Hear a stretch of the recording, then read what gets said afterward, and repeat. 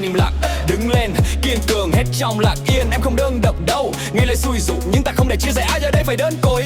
Ta từng hèn nhát, ta từng nói dối, chẳng phải anh hùng nhưng vẫn sống sót thôi. Kẻ mơ người chiến đấu em bên vì dối gian, nhảy vào lửa cháy em bên anh luôn.